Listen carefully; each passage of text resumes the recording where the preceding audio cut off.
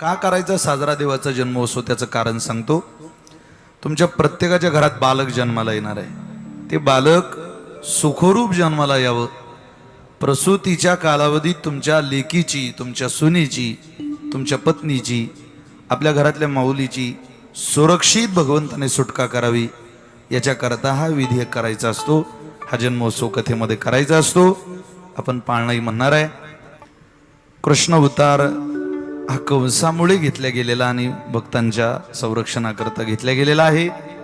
वत्सरूपी पृथ्वी ब्रह्म्यापासी जाय, नेत्रीवाय तोय सांगतसे। प्रत्यक्ष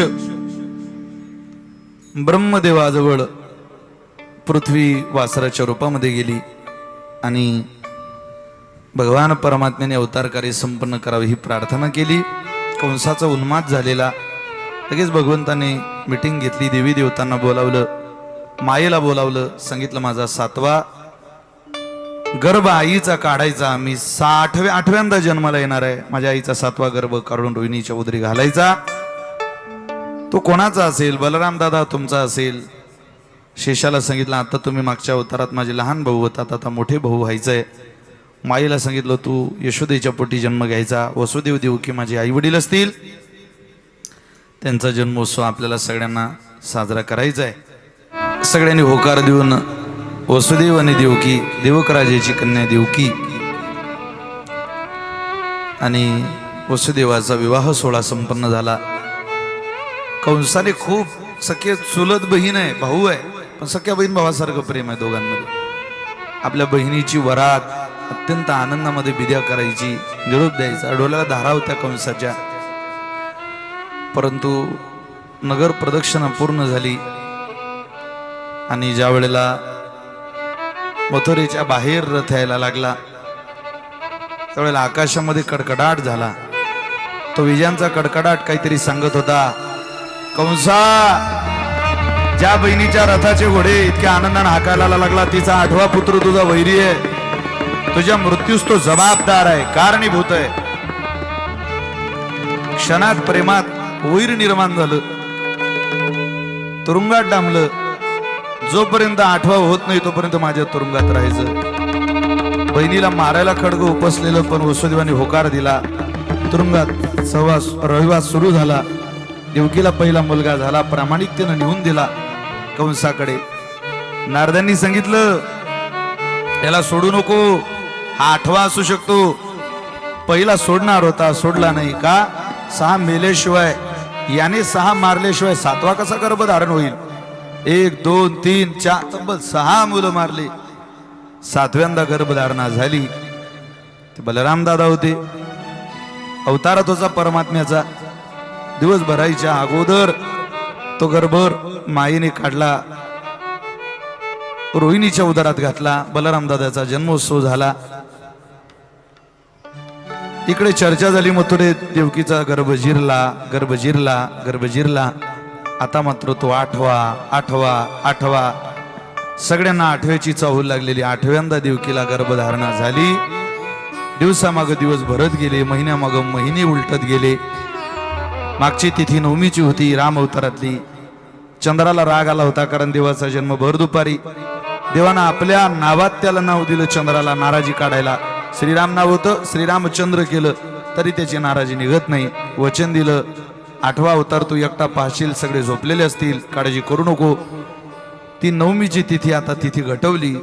दशरथे मारिला तोची होता मास, दशरथाने जो मारला तो महिना श्रावणाचा। अष्टमीची तिथी गडगड गडगड गडगड गडगड गडगड गडगड ढगांचा आवाज सुरू झाला।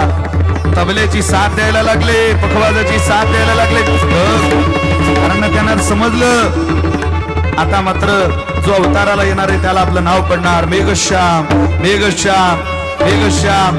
मंद मंद पाऊस सुरू झाला। सगळ्या समाधी अवस्थेत झोपवलं भगवंताने संरक्षकांना, सैनिकांना। कंसाला कसलीही चाहूल नाही, कळत नाही ज्याचं पाप वाढलंय त्याला भगवंताचा अवतार दिसेल कसा। बरोबर अष्टमीच्या तिथीला प्रारंभ झाला। रात्रीच्या समयाला, मध्यरात्रीला या त्रैलोक्याचा मालक, त्रिभुवनाचा दाता, विश्वाचा अधिपती भगवान गोपाल कृष्ण, याला ठाकूर कोणी म्हणतं, कोणी देवकी नंदन म्हणतं, कोणी नंदलाल म्हणतं, कोणी मेघश्याम म्हणतो, कोणी मुरारी म्हणतं. तो या विश्वाचा पालन पोषण करणारा, उत्पत्ती स्थिती आणि लय या तिन्ही गोष्टी साध्य करणारा जगाचा मालक कंसाच्या बंदी शाळेमध्ये प्रकट झाला. देवाचं प्रागट्यीकरण आपल्याला सांगणाऱ्या बालकाला वसुदेवांनी जवळ घेतलं. त्याचा गोड मुका घ्यावा, काय त्याला स्तनाला लावावं, काय त्याला जवळ घ्यावं, काय त्याला निहाळावं, काय त्याला पाहावं, काय प्रेम कोड कौतुक करावं कळत नाही. उचलून त्याची मुके घ्यायला लागले तोवर त्या छोट्याशा लल्ल्या तान्या बालकाने आपल्या बापाला एक गोष्ट कानामध्ये सांगितली. नंदाच्या घराला मजने गोकुळा, मजने गोकुळा. बाबा मला नंदाच्या घराला न्या. कुठं न्या? माया उपजले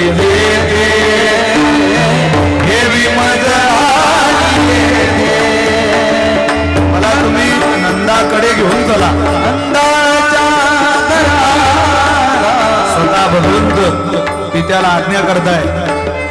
झोपलेल्या अवस्थेमध्ये, समाधी अवस्थेमध्ये एक टोपली घेतली, सजवली तिला. भाव विभोर झालेल्या देवकीला पाना फुटलेला आपण पाजायला सुद्धा भगवंताने दिली संधी नाही.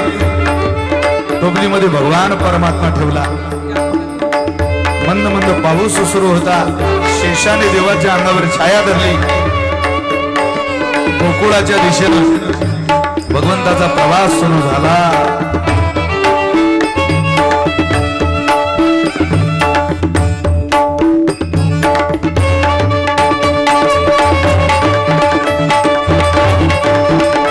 सगळ्यांनी टाळी वाजवून भगवंताचं स्वागत करूया. यमुना मैयानं वाट अडवली. देवानं डावा पाय बाहेर काढला, दर्शन दिलं. पहिलं कारण पांढऱ्या पायाचा जन्माला आला आणि बाप घेऊन गेला ही चर्चा जाता कामा नये. भुतडी भरून वाहणाऱ्या यमुना मैयाने वाट द्यावी, ही दोन्ही कारण. सगळे आसुसलेले, जितका आसुसलेला पण जितका आनंद तुम्हाला भगवंताला पाहायचा आहे तर गोकुळवासियांना किती असेल. सगळे प्रभूच्या स्वागताकरता सज्ज आहे.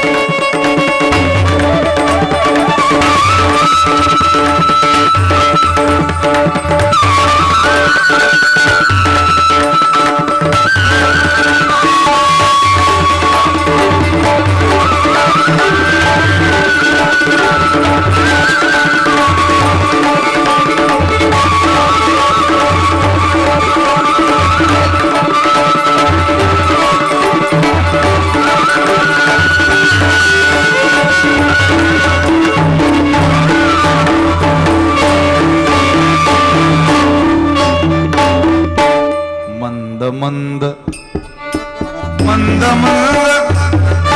मंद मंद पाऊस पडे, परिशेष छाया धरे. मंद मंद पाऊस पडे, परिशेष छाया धरे. सगळ्यांनी टाळी वाजवा, भगवंताचं स्वागत करायचंय सगळे.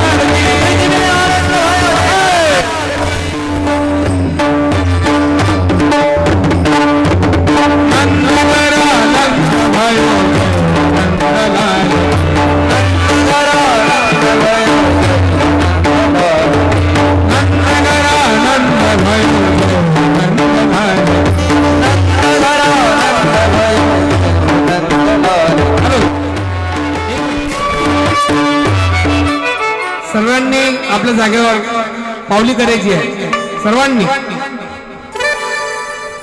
नंद घरा नंद भयो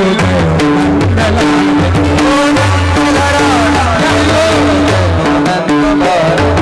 जयो नंदलाल की जय यशोदा लाल नंदलाल की जय यशोदा लाल जयो नंदलाल की जय यशोदा लाल नंदलाल की जय यशोदा लाल निज में आनंद भयो नंदलाल निज में आनंद भयो नंदलाल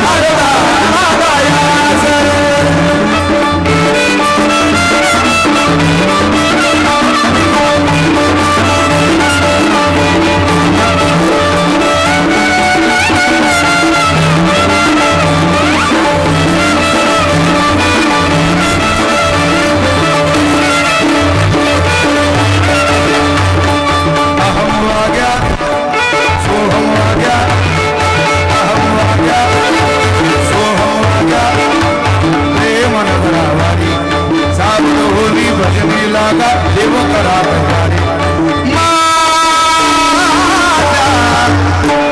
हे माझ्या मल्हारीची माझ्या मल्हारी